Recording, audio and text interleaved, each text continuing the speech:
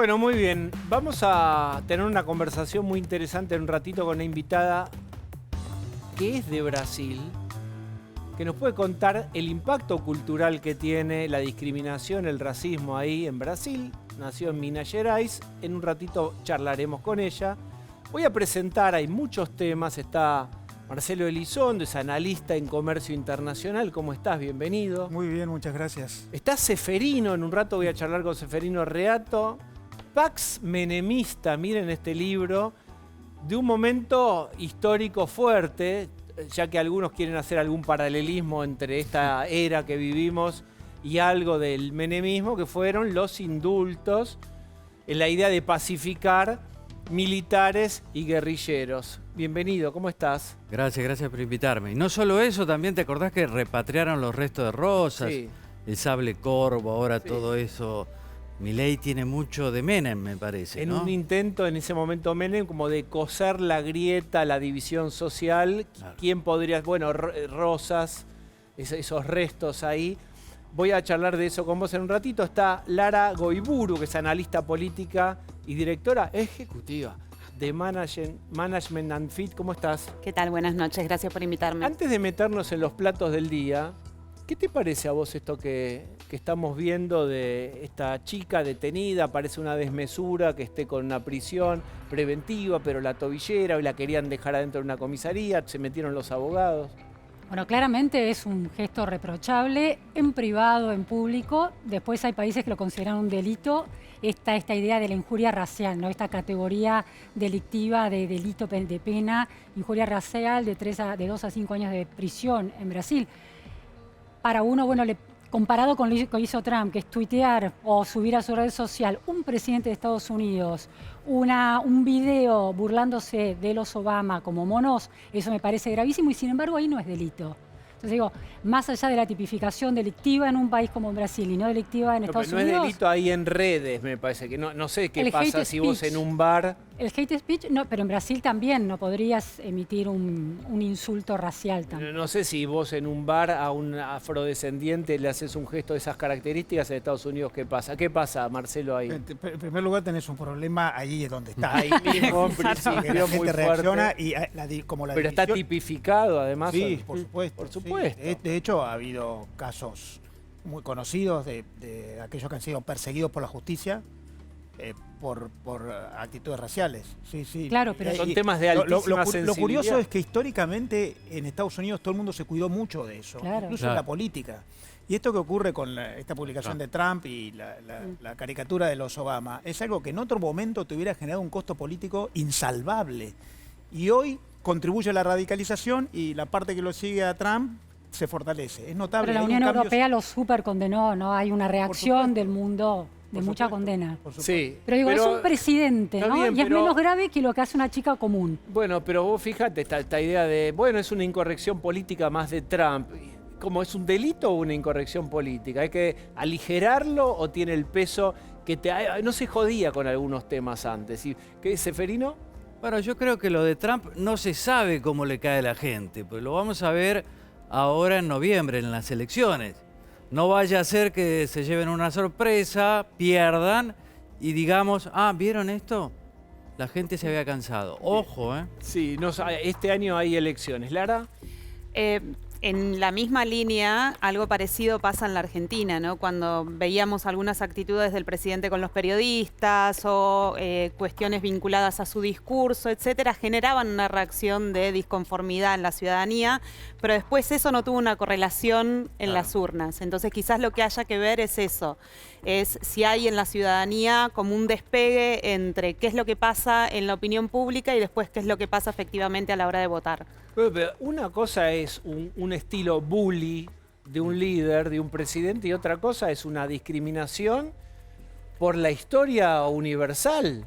Es decir, ojo con eso, porque ahí hay Claro. una línea que debería ser medio taxativa. Se metió Una con un cosa es punto tabú, sí. Claro, tabú, una cosa total. es decir, bueno, se terminó el fin de la era de la corrección política, que un poco estaba acompañado de cierta inutilidad en la relectura que se hizo, de para qué sirvieron las buenas formas, etcétera, la corrección política. Sí, hipócritamente estaba pasando todo esto. Y otra cosa es, bueno, la historia que marca los delitos, la discriminación. ¿Hasta qué año en Estados Unidos los afrodescendientes no podían compartir? Sí, la segregación racial que había. Digamos, el apartheid. Yo tengo el recuerdo, en el año 87 fui a Sudáfrica, y había los colectivos para afrodescendientes y habían circuitos y vos decís, pero esto es... Bueno, esto ocurría. Ahora ocurren otras cosas, quizás en sentido inverso también. En Sudáfrica está muy polémico, pero lo que digo es, esto que pasa, sí. Quiero ver eso de Obama, lo de Trump. A mí me impactó, porque Obama siempre fue considerado por los norteamericanos, más allá de demócratas o republicanos, como un logro, el primer presidente afrodescendiente. Sí. Y eso ha sido un logro para Estados Unidos.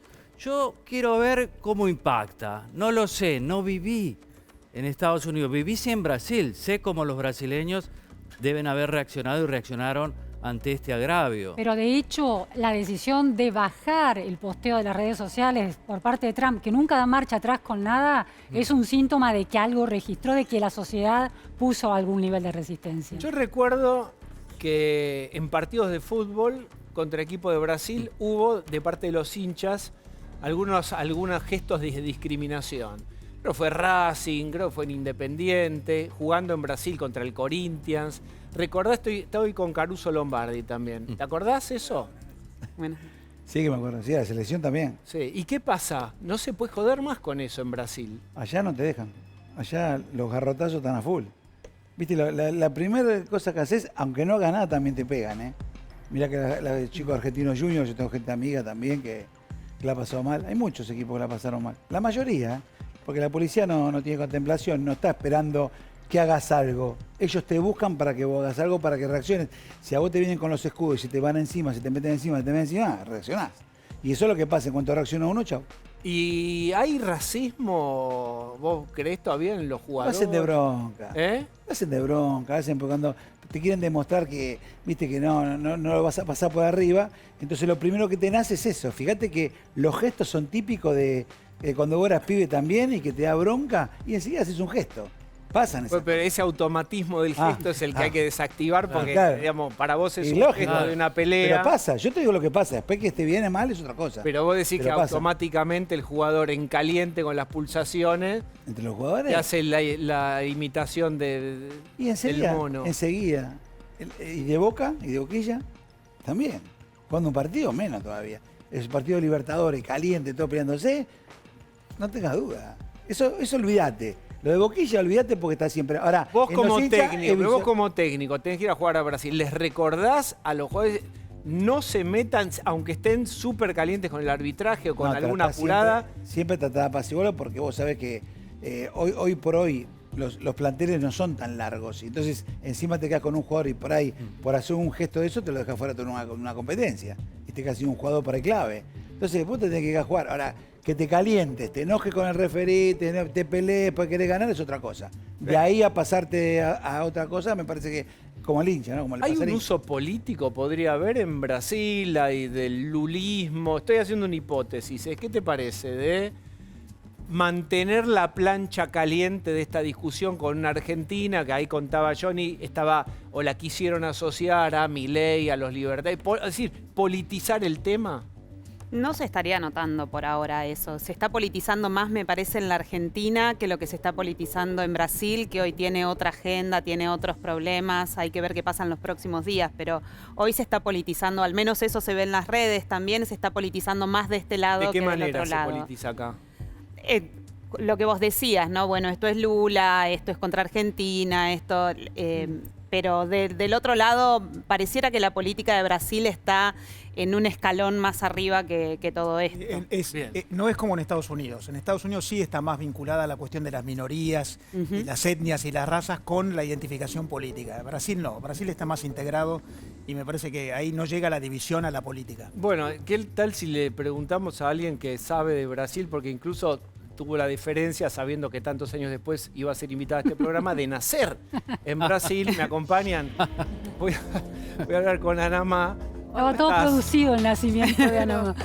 Por favor, qué placer. Gracias por haber nacido en Minas Gerais. sabiendo que tantos años después íbamos a convocarte para que nos cuentes Pero cómo...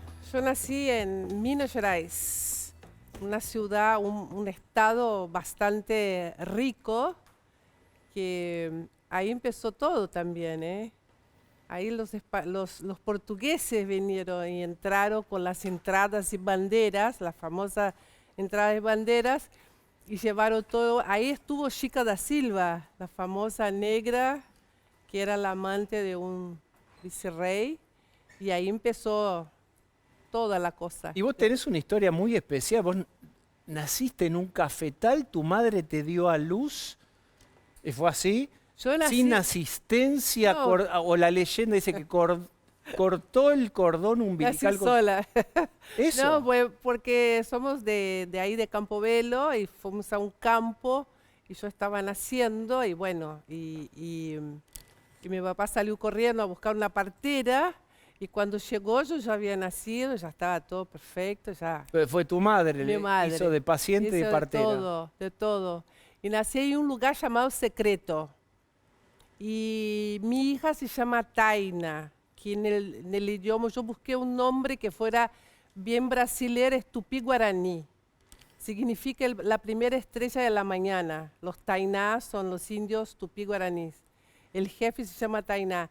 Y yo voy mucho a Rumania, que tengo amigas, tengo unas amigas en Rumania, a Transilvania, y vi muchos nombres de Tainá, Tainá, Taina. Entonces yo digo, ¿por qué tiene tanto nombre de Taina acá? Y yo digo, ¿qué significa en rumano? Significa secreto. Justo. Justo, mira que da la vuelta. Ayúdanos a entender qué significa, porque a muchos nos puede parecer como un exceso, tanto tiempo de prisión preventiva, una tobillera para esta chica que hizo este gesto tan desafortunado. ¿Cómo lo pensás vos? ¿Qué nos puedes contar de la cultura y del impacto que tienen las medidas antirracistas en Brasil? Lo que pasa es que yo cansé de hablar acá. Ya no voy más a ningún lado a hablar porque yo hablo una cosa y me entienden otra. O no entiende las leyes en Brasil, como ustedes estaban hablando, no entiende las leyes en Brasil. La primera ley en Brasil contra el racismo se llama Afonso Arinos, fue en el año 60 más o menos, porque los negros llegaban a un edificio y lo mandaban por la puerta de servicio a entrar. No podía entrar por la puerta social. Entonces hubo una ley llamada Afonso Arinos que en todos los ascensores en Brasil, si vos entras y lees, están un aviso sobre trata. Si estás en una situación de trata y todo eso, tenés que llamar a tal número.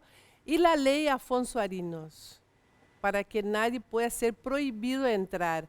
Pero como Entonces, repetir, ¿qué año es esa ley? es el año más o menos 60, 70 y todo eso. Y después hubo otra ley muy fuerte de racismo que empezaron a hacer. ¿Por qué? Porque Brasil tiene el 52% de la población es negra. Morocha, mulata, hay varias definiciones. Mulata, caboclo. El caboclo es el negro que tiene el pelo lacio, está el negro retinto, como dice en Brasil. Hay distintas categorías, pero el 52% de la población. Una población de 215 millones de habitantes. Está todo mezclado. En Brasil es como el socialismo morocho, está todo mezclado. Pero hay racismo, porque está muy arraigado en la cultura brasilera, porque los negros llegaron muchísimo, trajeron muchísimo, como en Bahía y todo Brasil. Entonces sufrieron mucho, tardaron mucho en liberar a los esclavos. Viste que la Argentina es como que liberó primero porque fueron buenos, no, porque sabía que Brasil iba a liberar a los esclavos. Entonces liberaron antes para que se fueran, y muchos se fueron a Uruguay, y después Brasil liberó a la esclavitud. Pero la lucha en Brasil de los negros es muy fuerte. Entonces ahora, hace un tiempo, hay una población negra poderosa, con plata, con estudio, con todo, con poder. Hay un juez de la Suprema Corte brasilera. Todavía no logramos un presidente, pero no falta mucho. Y entonces las leyes son mucho más duras. Las leyes empezaron a ser más duras, empezaron a visibilizar mucho más con las redes sociales, lo que haces, lo que provocas, cómo lo tratás. Entonces, en 2023, Lula esta ley, que es la 42.000, que no me acuerdo bien, donde es crimen. Tenés que entender que es crimen, inafianzable y sin derecho a... No es escarcelable. No, te pero referís. tampoco, si vos lo practicás y salís de Brasil corriendo y un día volvés en la aduana, te van a llevar presa, porque no prescribe. Es una ley que no O prescribe. sea, vos no ves que haya un ensañamiento No, por su no hay condición una- de Argentina No, y no la hay- que la quieren aleccionar, Porque no hay una un rivalidad, no tiene nada que ver con esas nada que ver, paranoias. no hay política, no hay rivalidad, no hay nada, porque se está cumpliendo la ley, porque en el mismo día que ella hizo eso, en Bahía, una brasilera de Río Grande del Sur hizo lo mismo con una empleada y fue presa, en el momento fue presa. Los tenistas venezolanos y un tenista colombiano hizo el mismo gesto que ella y también están presos en Brasil. Que no es contra un extranjero, es contra cualquiera, brasilero, extranjero, lo que sea, que practique eso. Porque para los brasileros hacer ese gesto de un mono es como despersonalizar a la persona. ¿Entendés? Animalizarla. Animalizar a la persona. Vos podés, si ellos hubiera peleado, gritado, agarrado de los pelos, no hubiera pasado nada. Todo el mundo me quiere justificar con el gesto que hizo la persona que está fuera del bar, que no es la persona que ella practicó el racismo, la persona estaba adentro, porque ella viene desde sea, adentro. Fíjate esto, si alguien le hace un fuck you a esta chica y la chica contesta con el gesto del mono, el fuck you es de humano a humano. Lo que vos decís es que cuando vos animalizás haciendo el gesto del macaco, eso es inaceptable. Es inaceptable, inaceptable. No es que ella ofendió al negro que estaba en el bar, ofendió a una población que está tratando, luchando para sacar ese estigma del negro. Está luchando Brasil, porque si Brasil no hiciera eso, iba a estar peleando como Sudáfrica, brasilero contra brasilero, ¿me entendés? Porque la gente ya no lo soporta más. Entonces, si hay una ley tan dura, todo el mundo espera que la ley se cumpla. Lo que hizo ella dentro del bar, porque hay videos adentro del bar, que ella dice mono a un empleado. Sí. Es decir, no es solamente eso, está el video de adentro. Que dice, ella ahora fue, todo el mundo pone que está revocada la prisión preventiva, pero ella sigue siendo judicializada, esperando el juicio. Ahora va a esperar el juicio. ¿Padeciste en tu vida comentarios de esas características, discriminación, cosas desagradables o que te hayan hecho doler? Mira, lo que pasa es que como yo explico, que me llaman los programas, yo hablo, yo digo, ustedes son todos blancos. Entonces, hablan, se van a su casa, son hegemónicos, está todo bien. ¿Me entendés? Es lo mismo. Vos podés hablar, ay, bueno, qué pobre la chica, ¿cómo le dice? Por un gesto, no pasa nada. Claro, pero vos, personalmente, sos blanco y nunca sentiste eso. Entonces te vas a tu casa, está todo bien. Pero para el negro que sufre desde chico, en la escuela, en donde sea, que es discriminado en los lugares, en los trabajos, es un dolor muy grande. Entonces, cuando el negro reacciona y pega o mata a uno que dice eso, ay, pero qué exagerado. No es exagerado, es el dolor de años de sufrimiento. ¿Sigue presente? Vos me preguntaste, yo he sufrido, claro, pero como yo no soy racista, digamos, yo no soy racista, yo soy más, ¿cómo se diría? Más guerrera, entonces es como que salgo adelante. Yo he sufrido en la moda, imagínate, una diseñadora dijo, no la pongo porque es negra. Otra me dijo, no la pongo porque no, es negra, y después me llamó, yo fui al desfile a mirar, y yo digo, bueno, quiero mirar qué ropa no puedo pasar. Y le falló una modelo y me llamaron a mí para desfilar, yo subí y desfilé, una diseñadora muy importante, que no en el caso del nombre, desfilé y el vestido de novia lo pasaba Tete, Evelyn y la otra modelo. Yo salí de novia con un ramo, muerta de risa, todo el mundo me miraba y yo tiré el ramo que no podía tirar. Yo digo, bueno, vamos a divertirnos. Y Está bien, después, vos lo supliste con personalidad, con carácter. con carácter, pues yo sabía cómo era un fotógrafo cuando yo empecé a trabajar en modelo. Me dijo, mira, a vos te van a prometer y por ahí no te cumple. A una blanquita sí. Entonces, ¿Y esté atenta. cómo te sentiste con Porque eso? yo siempre estoy atenta, porque todo el mundo dice que el carácter de Naomi Campbell, viste, la modelo claro. internacional, que tiene un mal carácter, que es brava, que no sé qué. No, ella está luchando porque se tiene que imponer. Ella empezó a trabajar y no había una negra que fuera a la tapa de Vogue. Y ella logró ir a la tapa de Vogue, ¿entiendes? Entonces, yo siempre sé que a mí me va a costar el doble.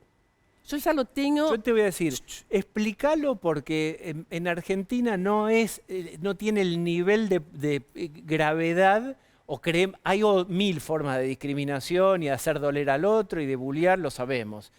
Pero la cuestión racial me parece que tiene otra interacción. No, tiene. Lo que pasa es que ustedes están acá y en la superficie, pero está acá. A ver, contanos. Acá hay una identidad marrón, que se llama Identidad Marrón, está en Instagram, lo puedes ver. Hay muchísima gente ahí, muchísima gente que sufre discriminación acá, que son los morochos, los morenos, los marrones, son los indígenas de acá. Vos no ves indígenas de acá, de la Argentina, en lugares de preponderancia. ¿Por qué no lo dejan subir? Son los marrones. Hay una identidad, se llama Identidad Marrón, está en Instagram, está en todos lados luchando porque son discriminados. Porque, por ejemplo, vos fíjate, en el fútbol, la selección argentina es la única que no tiene un negro en el mundo. ¿Pero qué significa eso? Porque es como que no lo deja hacer, ¿me entendés? La gente sufre Pero lo que están. ahí me puedo ayudar por ahí, Caruso, pero no hay. Yo me acuerdo, ahí mirá, tenemos escúchame, yo me acuerdo, soy hincha de San Lorenzo, hace muchos años, en un El negro momento en la sí. cancha de Huracán, debutó el negro Bennett. Y era una cosa muy sorprendente, porque no había jugadores, Claro. digamos, de negros o de afrodescendientes de ese color. No me acuerdo cómo era el cantito, pero yo lo que te quiero decir es que tal vez no hay jugadores en la pero selección mira, porque tampoco hay un montón de pero- población hay, ¿eh? Yo creo que hay.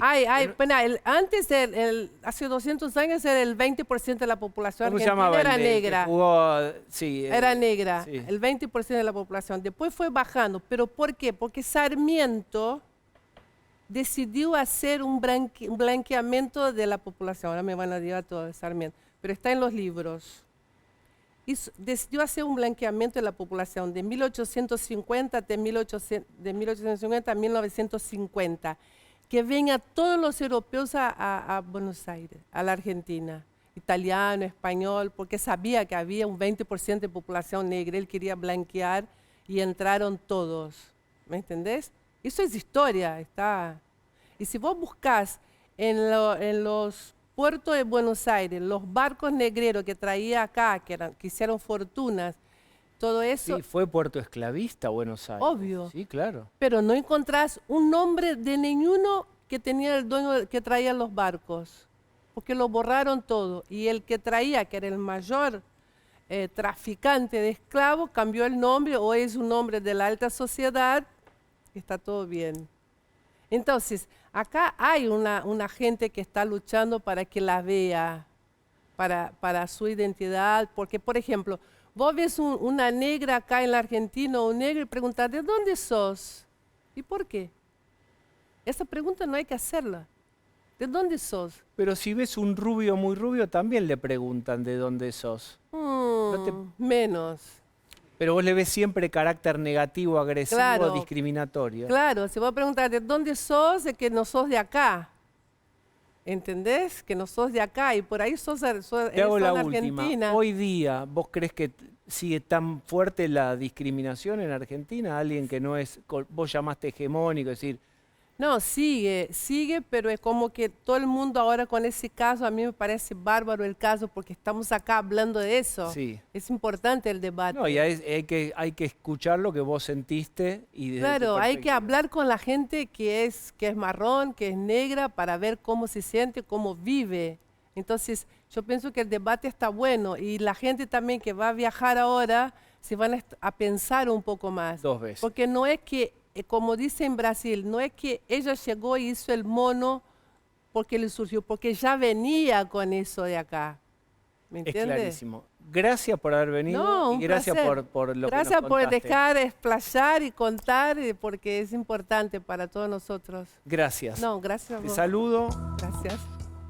Vuelva, Ahí está, acompáñeme. el hombre del fútbol puede decir, ¿dónde están los negros? ¿Dónde están, Caruso? Y acá hay poquito. Caruso. ¿Qué está? ¿C3? Hay algunos tenemos. Estaba Chamí, No, que jugó en Boca. Algunos hay, pero no son tantos. Es verdad. lo que- Hicieron un estudio con la selección del 78, que había mucho morocho. Sí, pero bueno, de tez negra te digo. Pero sí, morochos oh, hay morochos en la Sí, selección. morochos sí. Sí. Hay, pero Mucho no, pibe no de morocho tez hay. negra como está diciendo No, Ana más marrones, como planteaba. Marrón. No te vas a- Identidad marrón. Sí. Bien. Déjeme ir y venir con los temas. ¿En cuánto tiempo, Marcelo, se ejecuta, si el Congreso aprueba este tratado de comercio con Estados Unidos? Bueno, va a tener ejecuciones graduales. En el gobierno estiman que para que se termine de aplicar en su totalidad puede requerir hasta 3 años. Primero lo tiene que aprobar el Congreso, luego el gobierno argentino tiene que ir haciendo aprobar normas o leyes o modificaciones de disposiciones vigentes a las cuales se obliga por el tratado, por ejemplo en materia de propiedad intelectual. Por lo que algunas cosas ocurrirán rápido, la baja de aranceles, tanto de Estados Unidos. En Estados Unidos es más fácil, lo aplica Trump directamente, no pasa por el Congreso. Como de parte de Argentina, otras requerirán decisiones posteriores, tanto del Ejecutivo como del Congreso, y va a ir aplicándose gradualmente. Bien. Seferino, ¿hay algún parecido en las relaciones con Estados Unidos, con los 90 y Menem? Vos escribiste este libro, que es un hito de la historia del menemismo, polémico, etcétera. No, fundamental en Menem fue la relación con Estados Unidos y la Pax Menemista también, porque si él no lograba calmar el frente militar, ¿te acordás que estaban todos divididos, los carapintadas, la rebelión y demás? Si no lograba calmar eso, no podía ir a Estados Unidos y lograr, digamos, esa relación privilegiada, relaciones carnales. Hablaba Guido Di Tella, ¿te acordás? Ahora es lo mismo en el sentido de relaciones carnales. Yo diría hasta más carnales, ¿no? Lo hemos visto en octubre, como Scott Bessent, el secretario del Tesoro, el swap y todo eso, nos salvó de una crisis segura, ¿te acordás? Sí, claro. En septiembre estábamos por ahí abajo en el piso y hoy estamos contentos, ¿no? Lara, Hay toda una gradualidad, ¿no?, para llegar a este acuerdo que empezó allá por abril del año pasado. En abril del año pasado, cuando se daba esta relación tan cercana entre el presidente de Estados Unidos y nuestro presidente, fuimos a preguntarle a la gente qué les parecía esa relación, ¿no?, que estaba en todos los medios y era muy discutida. Ahí el 50% nos decía, nos parece que es bueno, muy bueno para la Argentina. Después, ya en octubre, cuando se empezó a hablar de este acuerdo, fuimos a preguntar qué pensaban específicamente sobre el acuerdo. No sobre la relación entre los presidentes, sino sobre el acuerdo. Y ahí ya cambió. El 34% nos decía, es bueno que tengamos una relación privilegiada con los Estados Unidos, pero hay que diversificar. Y más del 40% nos decía, no hay que priorizar a nadie y tenemos que ser estratégicos. ¿Pero eso antes o después de las elecciones? Eso en el mismo momento de las elecciones que Porque estábamos las haciendo elecciones ese pareciera relevamiento. que la gente, el virreinato de Estados Exacto. Unidos fue aprobado en las elecciones. Exacto, pero ahí, por eso, ¿no? Ese 30 y pico % que nos decía, sí, tengamos una relación privilegiada, pero no solamente con ellos, y el otro 40 que te decía, diversifiquemos, que sea lo más conveniente para la Argentina. Y ahora en diciembre, cuando fuimos a preguntar específicamente por este acuerdo, más del 40% nos decía creemos que va a ser perjudicial para la Argentina. Entonces hay una buena relación, la ciudadanía ve con buenos ojos la relación con los Estados Unidos, pero a la hora de pensar cómo va a impactar en su economía, empieza a ser un poco más estratégica. Marcelo, ¿qué opinás vos de este número que no dista mucho de históricamente lo que reflejan las urnas? Es una Argentina que tiene una parte más peronista, si vos querés kirchnerista.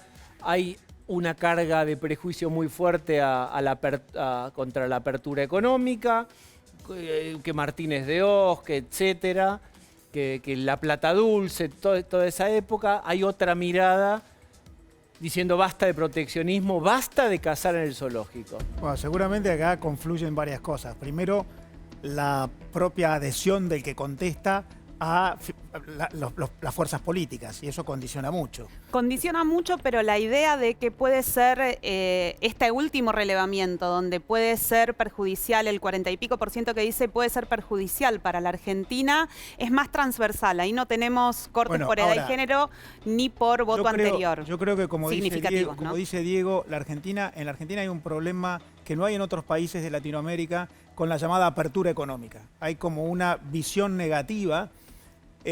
Seguramente porque hubo malas experiencias, Martínez de Oz, por ejemplo, pero una idea distorsionada, la idea de que la apertura económica te perjudica. Somos el país más cerrado de Latinoamérica y somos un país que hace 15 años que no crece, que tiene la mitad del empleo negro, desinvertido, con muy pocas empresas con competitividad internacional.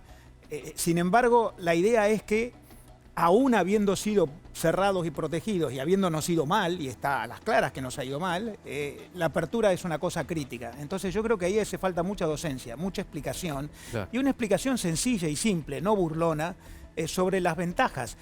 Uno va a países vecinos, Chile, el chileno común se enorgullece de ser un país con tratados de libre comercio, con apertura, y eso genera muchísimos beneficios. Yo me acuerdo una vez, hace unos cuantos años, vino a la Argentina un expresidente, Ricardo Lagos, expresidente socialista chileno, y le preguntaron, ¿cómo usted siendo socialista mantuvo la apertura económica en Chile? La apertura económica la había generado Pinochet. Y recuerdo a Lagos diciendo, mire, por la apertura económica los chilenos pueden conseguir una zapatilla por $1. Nosotros en Chile no la podríamos hacer por $1. Y abriendo la economía traemos zapatillas por $1. Yo lo que quiero es que los pobres tengan zapatillas. Hay una idea sobre lo que es la competitividad y especializarte en tus virtudes y comprar lo que haces peor. Una idea de que la apertura beneficia, que en la Argentina no ha cuajado. Ahora vuelvo con eso. Está Nicolás Pino, es el presidente de la Sociedad Rural Argentina. Hola Nicolás, ¿cómo estás? Hola Diego, ¿cómo andan por ahí? Bien. Con este acuerdo, si se homologa en el Congreso y se pone en práctica, ¿se va a cuadriplicar las cuotas de exportación de carne a Estados Unidos? Exacto, Diego. En lo que respecta al acuerdo en general, por lo que estamos leyendo y entendiendo, al sector del campo, bueno, no, es limitado a lo que es la carne. Y se va a cuadruplicar, como vos bien decís, por este año.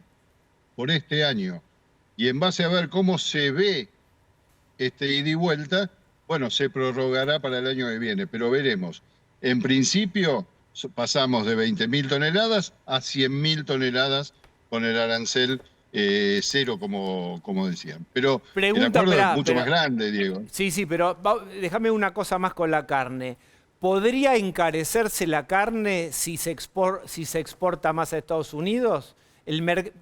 ¿Sabes por qué te lo digo? Cerramos la exportación para que haya más oferta y entonces bajen los precios. Ya lo hemos visto. ¿Puede encarecer esto el precio de la carne?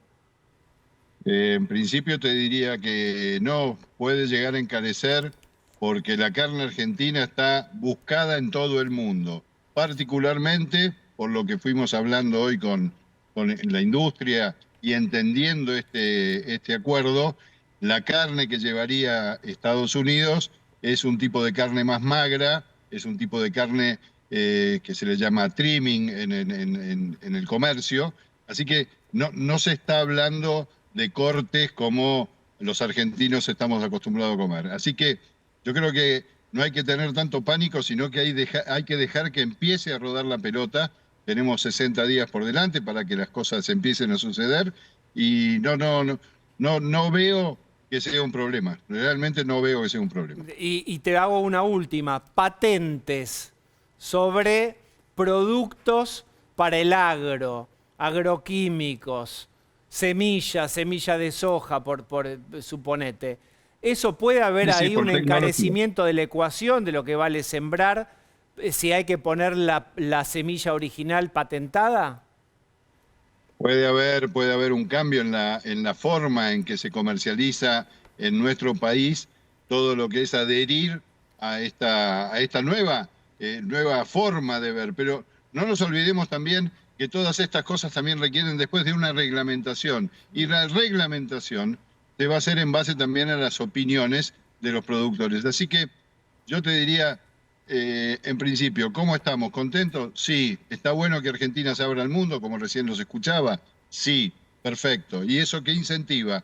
Va a incentivar más producción, porque nosotros necesitamos vender más y vender mejor lo que hacemos.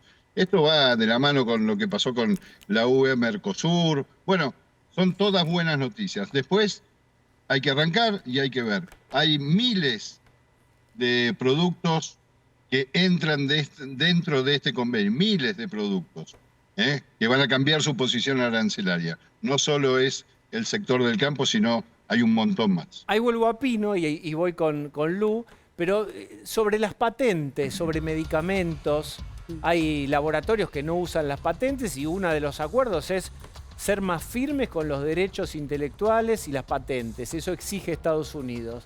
¿Qué efectos concretos puede tener y sobre qué productos de Argentina? Bueno, claramente dentro de los temas que se ha firmado está que la Argentina revise su legislación de patentes y que adhiera a los tratados internacionales, sobre todo al Tratado de Cooperación en materia de propiedad intelectual que administra la World Intellectual Property Organization.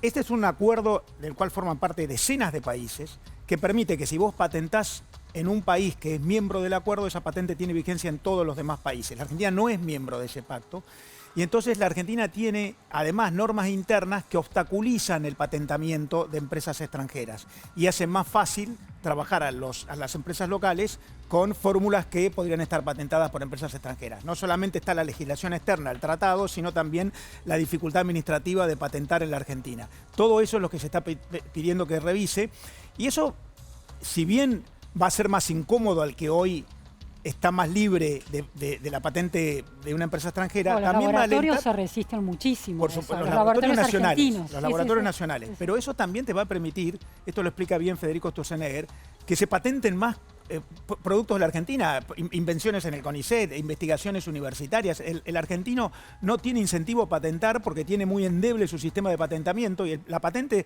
es un instrumento que después te permite financiar, invertir y desarrollar productivamente, pasar de la invención a la innovación.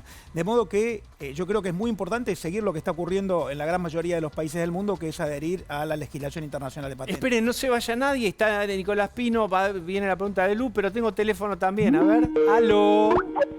¡Aló! It's a great honor. Hello, Mandriles. Mandril Obama, Big Mandril Michelle. Lo tuvo que It's levantar. not El racismo. posteo lo levantó y lo contó Oficina Luciana de Vázquez. Respuesta Oficial, contéstele a Diego Shegman. No hay nadie menos racista que hay. Diego, ustedes son mal pensados, interpretan cualquiera. Hay amigos, bad friends gays, black friends, and amigos muertos de hambre como ustedes, los argentinos. Es la categoría, La categoría. la peor. Bueno, gracias. Pero eso está a punto de cambiar gracias a Javier Milei, my best friend, loquito. Argentina será próspera con nuestro beautiful acuerdo. Y cuanto más fuerte lloren ustedes los periodistas, mejor para el pueblo argentino. Medios tradicionales aplaudían a Alberto y a Biden. Miren cómo terminaron. CNN hizo campaña por Kamala y la prensa argentina por Massa. Yo la vi, nadie me lo contó. Yo la vi. Mandriles. Está bien. Aguante Ferdinand, Karina, Milei, The Está bien, Boss. pero, Beautiful acuerdo. pero ustedes tuvieron que echarle la culpa al community manager de lo que postearon. No se hicieron cargo, usted no se hizo cargo de lo que posteó, caracterizando a community Obama y manager, Michelle como monos. ah, ¿Por qué no dice- dice, sí, fui yo y me la banco? Al community manager lo mandamos a depilar a Maduro. Bien. Beautiful Bueno, guy. ¿qué nos van a Beautiful mandar? job. ¿Qué quiere Beautiful usted de job. mí, como la Coca Beautiful Sarli? job, De beautiful conversión job. laboral. Bien. Vamos a traerles 10.000 autos de Estados Unidos por año, deportivos, bicamionetas, limusinas, lo que quieran, para que llore Pichetto y los centros No, pero Pichetto de llora Ankara. China, en principio. El pueblo argentino Con se lágrimas merece tener chinas. acceso a un Mustang a buen precio. ¿A cuánto sería? A buen precio podemos arreglar. Bien. Bueno, muchas En el gracias. corte, todos los zurdos ahora están alineados a mí. Viva Delcy, viva Petro. La tenés adentro, Xi Jinping. No sé, la verdad que no sé. Solo me falta viendo los Lula da números. Silva, comunista, que tiene que liberar a la abogada santiagueña. Fría cocina Bien, paz. adiós, bye, see Beautiful you. girl. Bien. Muertos de hambre, está bien. esa Muertos de hambre categoría, es ¿eh? una categoría extraordinaria. Lu para Pino, Para que Nicolás está Pino, escuchándonos. se hace mucho hincapié en el gran beneficio para el agro, especialmente para la ganadería, por este acuerdo de importar más carne a Estados Unidos, carne argentina.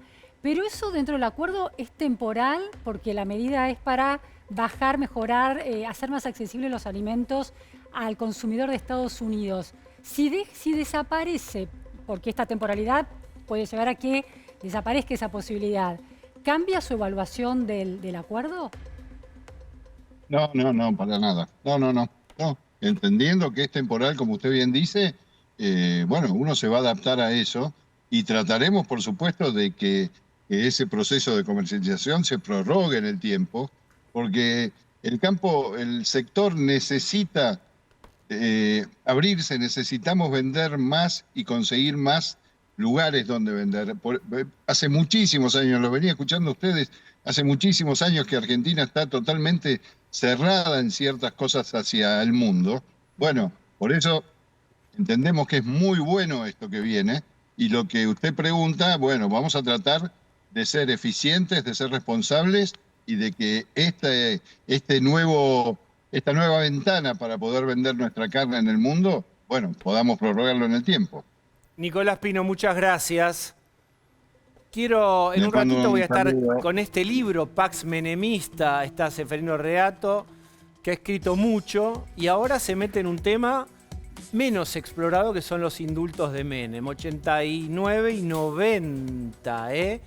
Pero aguárdenme un poquito. Cuando vos decís, ¿qué querrá desregular Sturzenegger? Yo voy a hablar de una desregulación muy sorprendente. A ver. Caruso Lombardi, ¿se va a vender cerveza y alcohol en la cancha de River como prueba piloto mañana frente a Tigre? Mirá, creo que quieren hacer la prueba más que nada en los lugares donde están los palcos, ¿no? Hay que ver hasta dónde sirve y no sirve. O sea, no es para toda la cancha. A mí me parece que no hace falta, pero quieren hacer algo como Europa, andás a ver, o quieren hacer algo como... ¿No hace en otros- falta qué? ¿No hace falta vender o...? No, yo no, la verdad, tío, si vos me preguntás... ¿con qué Consumir necesidad, alcohol no? en el partido. ¿Con qué decís. necesidad? Consumir alcohol mientras se ve el Si partido. querés no tomar puedo alcohol, recordar. tomalo en Además, tu casa, tomalo en una fiesta, tú Claro. vas a la cancha.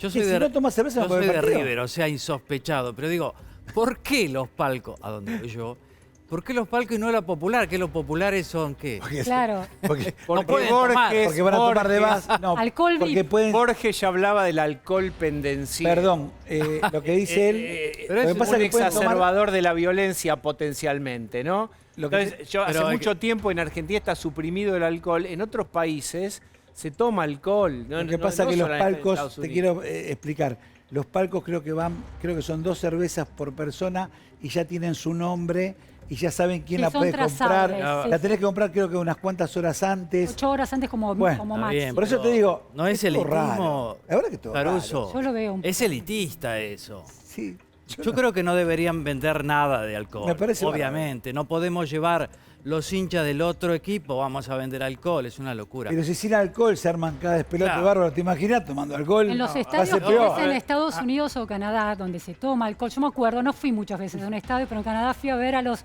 Toronto Maple Leafs de la NHL, jugadores de hockey, un super palco con alcohol y Con los vasos. cositas para comer riquísimas, pero la gente en las plateas, en las populares, también podía consumir cerveza. Marcelo, ¿qué pensás vos de esto? Yo digo, mirá la tontería que están mencionando. Estamos discutiendo. Ojo que esto es, No es un una tema tontería. que es un cambio fuerte en el deporte y en el fútbol.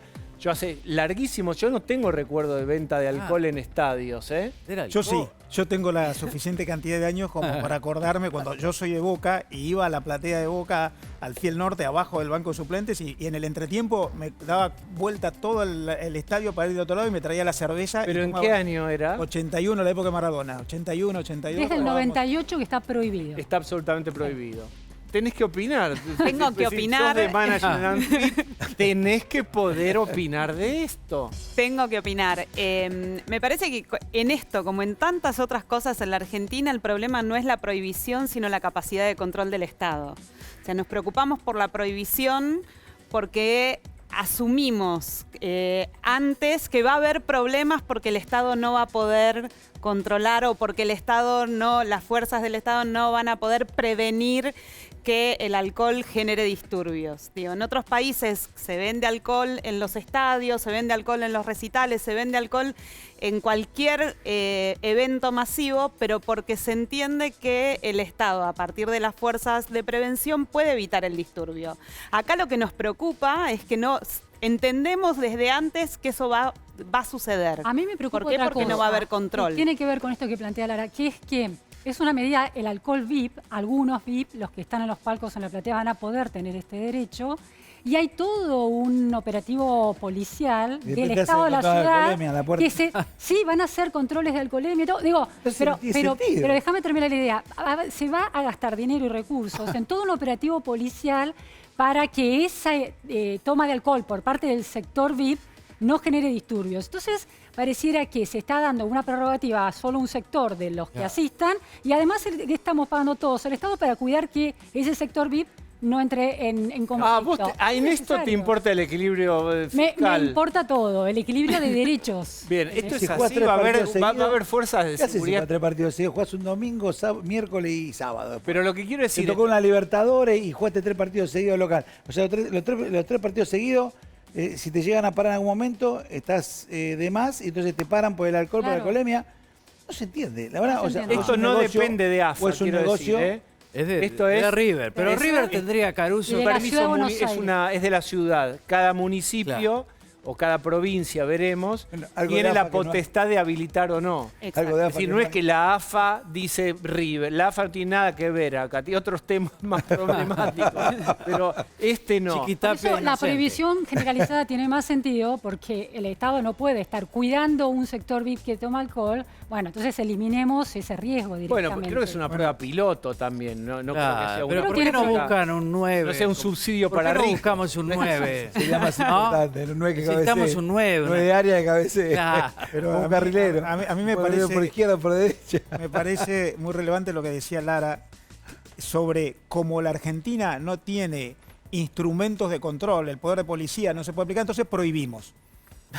Prohibimos que se venda alcohol en la cancha, o prohibíamos que se compre dólares. Cuando no podíamos tener una política de Bueno. cambiar ordenada, que se prohíben Marcelo, dólares. Esperá, te la- Marcelo, no te la hago al revés. Marcelo, no Marcelo. podemos garantizar la seguridad de los hinchas visitantes y vamos a Sí. andar con esas Claro. cosas. Bueno, Yo creo pero- que hay que ¿Qué? hacer. Precisamente las porque no cosas podés que se ejercer el puedan. poder de policía. Está bien, pero Porque vamos a mejorar la el discusión Estado de primero. fondo en la entonces. Argentina termina siendo la capacidad del Estado para poder ordenar la vida mejoremos el pública. Estado. Y cualquier tema que Exacto. toques, Ah. terminás discutiendo Los eso. hinchas visitantes no van a volver nunca. No van a volver No, nunca. mentira, Yo creo que no, está mentira. bien. Bueno, No esa va- es otra prohibición que No es van a consecuencia volver de la nunca incapacidad de porque- ejercer el poder de policía. Pero vos pensás que una cosa, cuando vos vas de visitante, vos sos presidente de un club, a vos te viene la hinchada, que los micros, eso para vos. Y para él, que es el presidente del club local, tiene que meter en vez de 1000 policías, un montón de 3000. Entonces, y tiene Gasto. que poner policía en toda la autopista por donde se pueden cruzar. Entonces es un problema enorme para los dirigentes. No va a haber nunca visitantes. Lo hacen en la Copa Argentina porque no tienen otra. Pero lo demás, fíjate que no lo van a hacer nunca. Bien. No sé qué están esperando muchas veces, ¿no? Y en la Copa Libertadores Pax. también están. Bueno, menemista. ¿Viste lo que- Pax. Nos metemos. Pax cambiaria es un montón para la Argentina. Vamos a este momento de la historia y después quiero los aportes tuyos, políticos, de similitudes y parecidos con la época. Marcelo, también esta relación con Estados Unidos. ¿Por qué elegiste, Seferino? Vos escribiste mucho de los 70.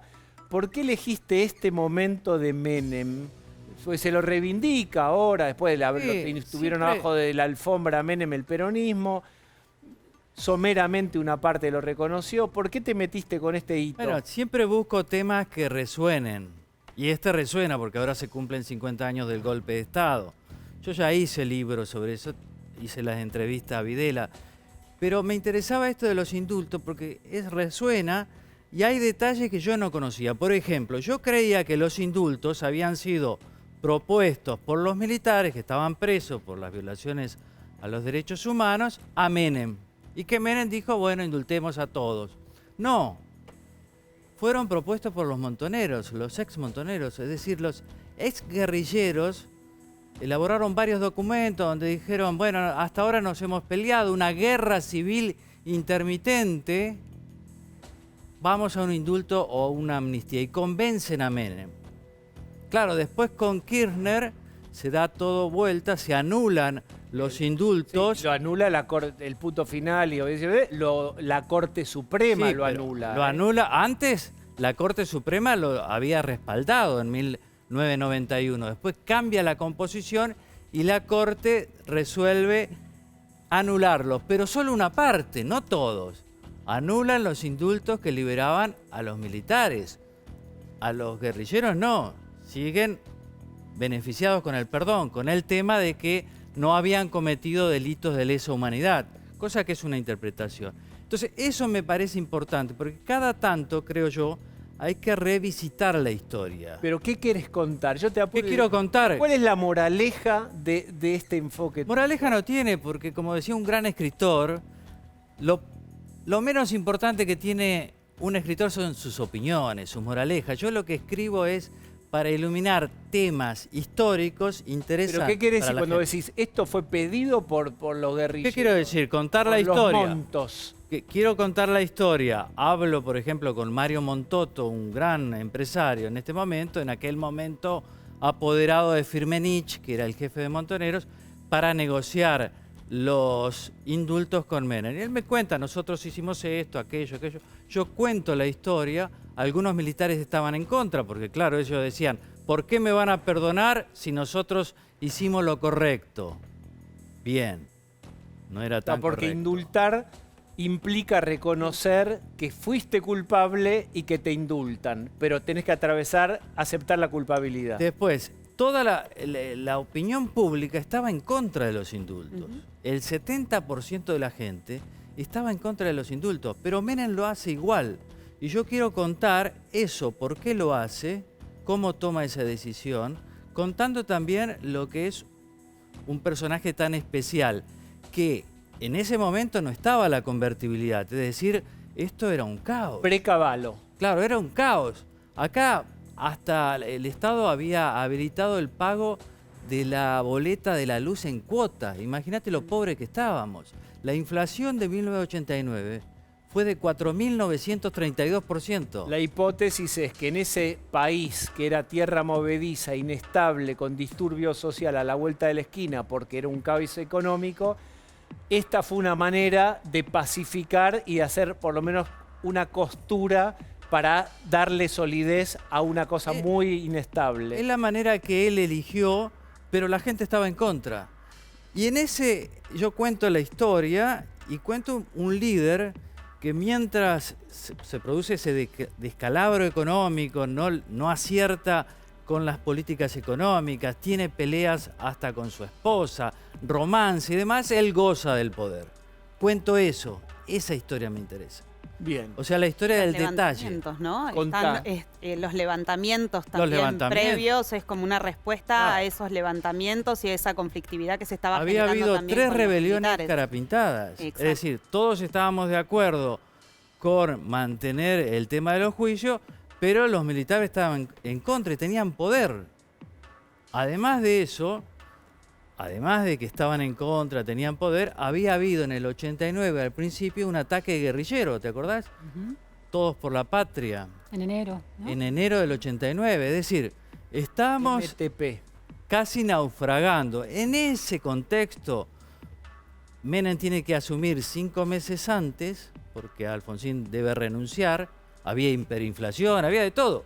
En esa calamidad aparece esta propuesta de pacificación, que no es solo los indultos, también la repatriación de los restos de Rosas, el abrazo con El abrazo con el almirante Rojas. El almirante Rojas, que fue uno de los que bombardeó Plaza de Mayo. Fue duro todo eso, verlo para una parte del peronismo que los habían bombardeado y se tragaron ese sapo. ¿Qué similitudes y parecidos hay en la economía de unos años posteriores de Menem con este momento, Marcelo? Bueno, la similitud es que Milei y Menem toman la Argentina en crisis. La ventaja de Menem es que la Argentina había explotado, entonces era más explícito todo y era más difícil hacer cirugía para Milei, donde no había quedado tan en carne viva esa crisis, pero eran dos crisis similares. Ahí hay una similitud.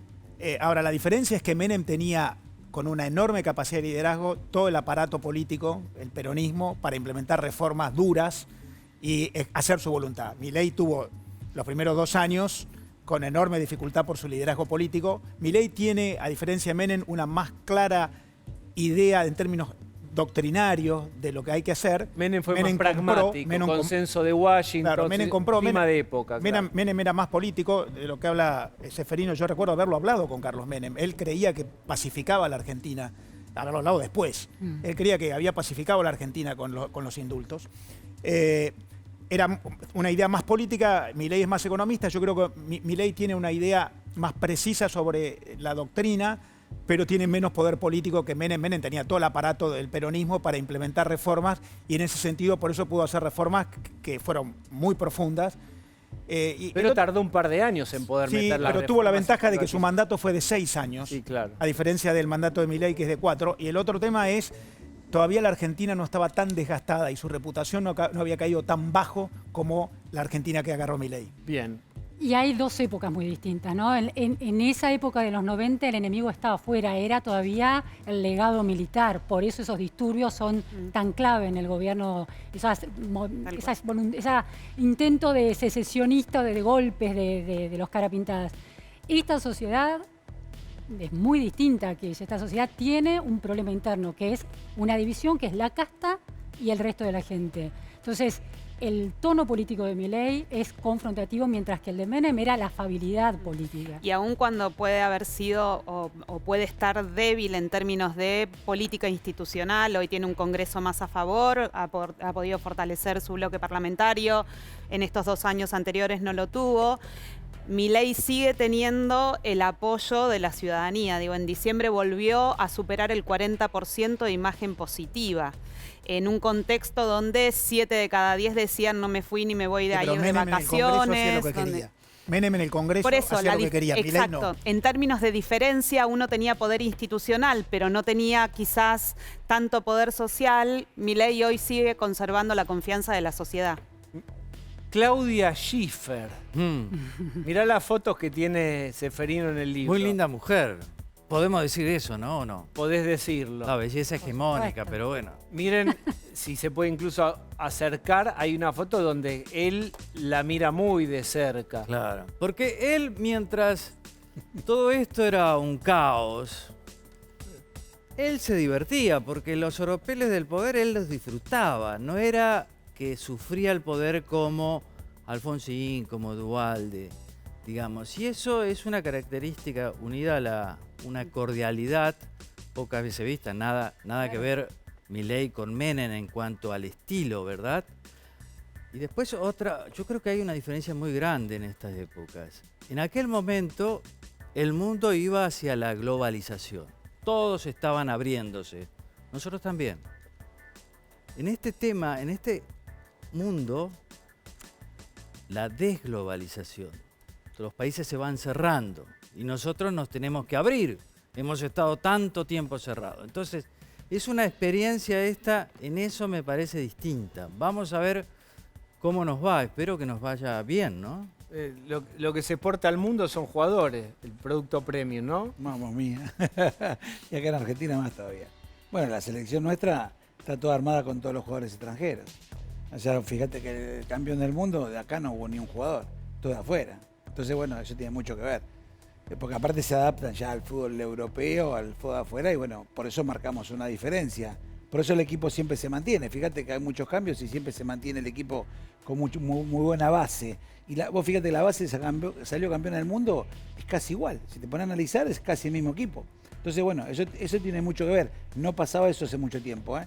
Antes vos calculá cuando salió campeón Argentina, un año, ponele en el 90, el 94 ya cambiaron un montón de jugadores. Cuando salió campeón 78, creo que en el 82 ya cambiaron varios jugadores. Acá Argentina tiene casi toda la misma base con unos recambios muy importantes que vinieron. Marcelo, equipo ofensivo, equipo defensivo. Con este tratado con Estados Unidos, ¿quiénes tienen que colgarse el travesaño de los sectores? ¿Hay que defenderse? No, yo creo que hay que adaptarse.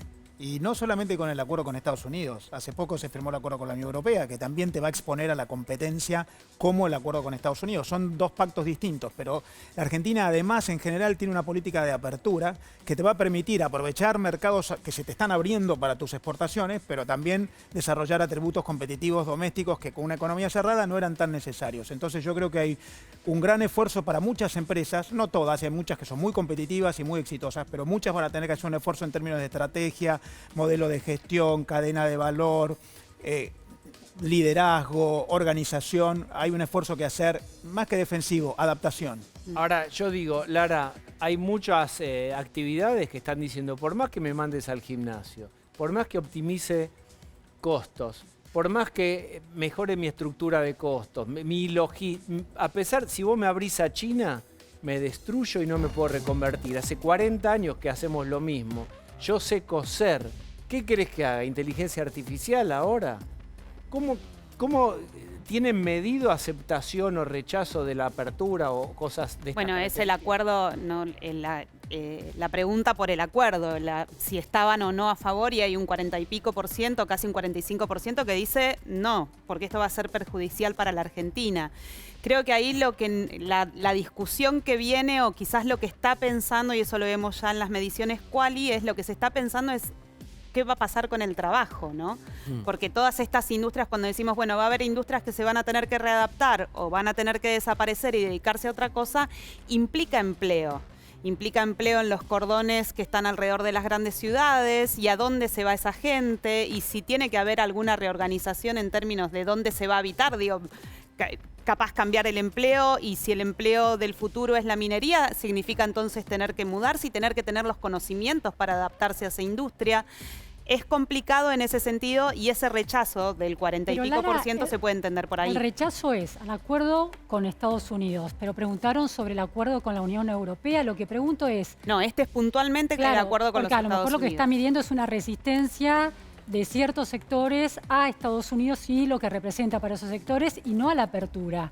No, porque si les la preguntamos pregunta si consideraban que iba a ser perjudicial para la Argentina. Bien, y en puede ese estar sentido, pesando la identidad de Estados Unidos. ¿Qué pasa si le preguntas sobre la Unión Europea? Cuando hacemos el corte por voto anterior, no hay grandes diferencias estadísticas en ese sentido. O sea, es más bien transversal. La reconversión, el tiempo que tarde, si es que eso sucede, porque no es... Va a ocurrir, porque los seres humanos somos seres que nos adaptamos.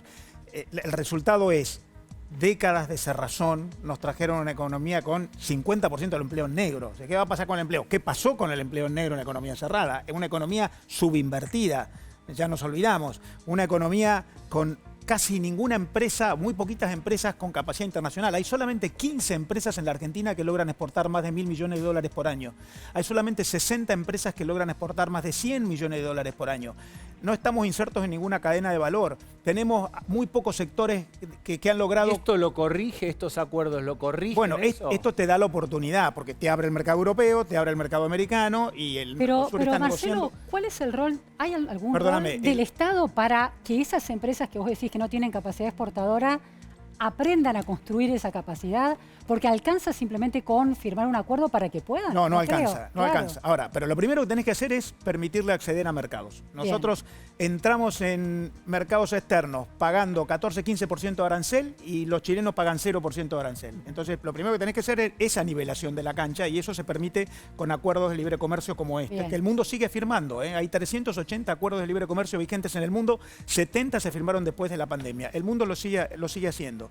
Entonces, primero acceder a mercados, Bien. pero luego hay que ordenar la economía. Y ordenar la economía es continuar con la estabilización, es hacer las reformas estructurales pendientes, la tributaria, la laboral, la de la relación entre el fisco nacional y las provincias, avanzar en infraestructura, mejorar el acceso al financiamiento, la parte pública. Y después la parte privada, no es solo pública, la parte privada también tiene que hacer su adaptación y su reconversión. Pero eso se puede hacer, lo han hecho muchísimos países. ¿Por qué la Argentina no va a poder? La Argentina importa la mitad de lo que importan los países vecinos. ¿Por qué no vamos a poder hacer lo mismo que hacen nuestros vecinos? Bien. Porque somos expertos en arruinar recetas que funcionan perfectamente en otros países. No subestimemos nuestra capacidad de arruinarlo todo. Pero igual estoy obligado al optimismo. Gracias, Seferino, por este libro, favor. Pax Menemista. Miren ustedes a Firmenich, qué feliz se lo ve en la ventanilla de Donauda. Nos acaban de indultar. Nuestro lobby funcionó. Un gran momento de la historia, dramático para muchos, para revisar. Gracias, señor Caruso, por haber venido. No, gracias por invitarme. Lara, vamos a hacer Gracias. una tanda, por favor.